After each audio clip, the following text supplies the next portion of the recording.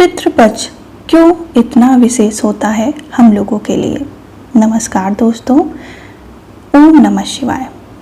आज की हमारी कथा रहेगी आखिर पितृपक्ष में हम लोगों के कौन से विशेष और पौराणिक कथा अवश्य सुननी चाहिए जिससे हमें पितरों का आशीर्वाद मिले। यूँ तो हम सोचते हैं कि पितृपक्ष में ऐसे कौन से कार्य करें जिससे हमें हमारे पितरों का आशीर्वाद मिले, लेकिन यदि आप पितृपक्ष में यह कथा सुनते हैं तो आपके पितृ आप पे प्रसन्न होते हैं और आपको मुँह मांगा वरदान देकर पितृपक्ष में अपना स्थान ग्रहण करके और पितृ विदाई वाले दिन विदा हो जाते हैं। चलिए अब हम पितृपक्ष की कथा प्रारंभ करते हैं। अगर आप हमारे चैनल पे नए हैं तो प्लीज़ आप चैनल पे अपने पितरों का नाम अवश्य लिखें और उसके पीछे लिखें हमारे पितृ हमसे प्रसन्न हों और खुश हों, अपना आशीर्वाद दें।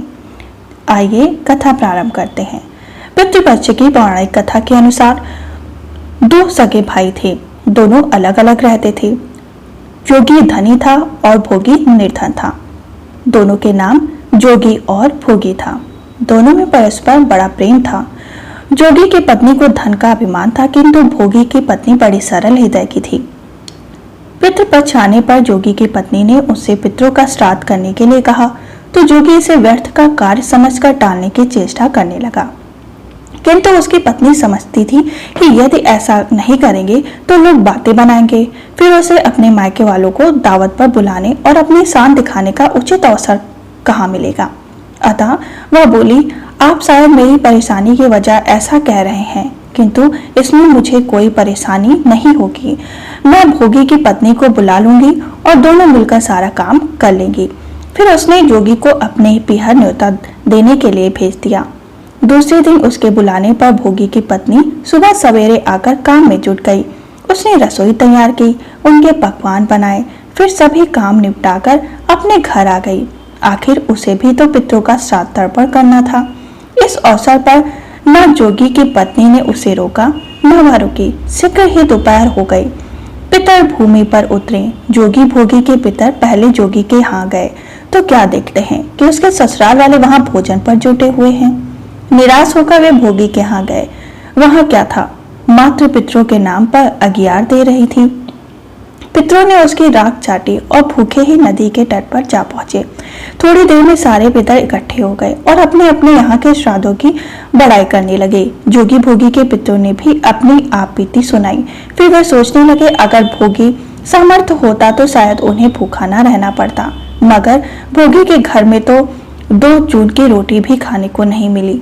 यह सब सोचकर उन्हें भोगी पर दया आ गई। अचानक वे नाच नाच कर गाने लगे और भोगों के घर धन हो गए।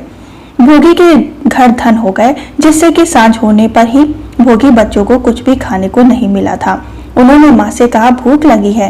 तब उन्हें टालने की गरज से भोगे की पत्नी ने कहा, जाओ आंगन में हौदी हौदी रखी है, उसे जाकर खोल लो और जो कुछ मिले बांट कर खा लेना।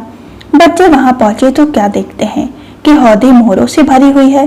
वे दौड़े दौड़े माँ के पास पहुंचते हैं और उसे सारी बात बताते हैं। आंगन में आकर भोगी की पत्नी ने यह सब कुछ देखा तो वह भी हैरान रह गई। इस प्रकार भोगी भी धनी हो गया, मगर धन पाकर वह घमंडी नहीं हुआ। दूसरे साल का पितृपक्ष आया। श्राद्ध के दिन भोगी की स्त्री ने 56 प्रकार के व्यंजन बनवाए। ब्राह्मणों को बुलाकर श्राद्ध किया, भोजन कराया और दक्षिणा दी। जेठ जेठानी को सोने चांदी के बर्तनों में भोजन कराया। इससे पितर बहुत ही प्रसन्न और तृप्त होकर अपने अपने धाम को चले गए। यही हमारी पौराणिक कथा थी। जब भी पितृपक्ष आए तो अपने पितरों को जरूर तर्पण करें। किसी एक ब्राह्मण को भोजन कराएं। अगर आपके सामर्थ्य नहीं है तो आप किसी एक ब्राह्मण को करा सकते हैं। यदि आप सामर्थ्यवान हैं तो कम से कम 11 ब्राह्मणों को अवश्य भोजन कराएं, जिससे कि आपके पितृ तृप्त होते हैं और अपना आशीर्वाद आपको देकर जाते हैं। हम फिर मिलेंगे दूसरी कथा के संग। तब तक के लिए ओम नमः शिवाय।